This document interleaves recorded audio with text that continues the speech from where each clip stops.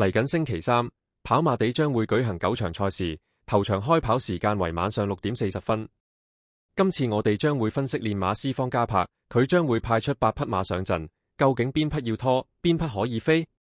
大家記得聽到最尾。第一場8號夢幻進區，去到季尾嘅5班，谷草抽到內檔係一個好大嘅優勢，上將田草1004都上名，谷草1650米必定合適，可望為方仔打響頭炮。第二場12號電子宇宙，呢匹馬跑谷草1000米未得過，劃咗佢。嚟到季尾4班呢個路程，水準都係極參差。順8屆香港冠軍騎師潘頓揀嘅馬，6號雪家福星12檔換到賠率抵博。第三場1號其次鬥士，方仔極有心機教呢匹馬，遲早可以交代。不過今仗抽咗個9檔，加上谷草 B 跑道不利大後上馬，今仗可以劃咗佢。B 跑道要揀內檔馬，3號多利神區賺盡形勢，要拖一注。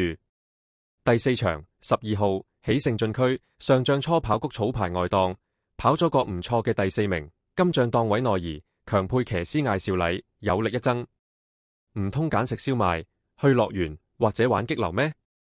第5場8號川河首區，上星期出戰同程跑第2名，今次仍然係要揀佢。鴛鴦橋可以要埋3號龍船快。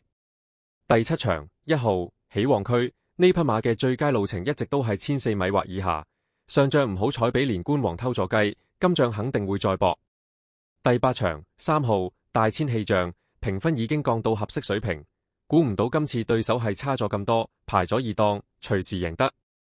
第9場12號富心星，周歲價20萬澳元，折合港紙大約102萬元。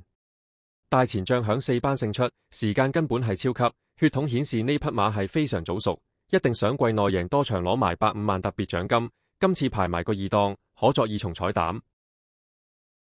喜歡我哋 DWQ 賽馬頻道嘅朋友，可以俾個 Super Thanks 支持我哋，多多益善，少少無拘。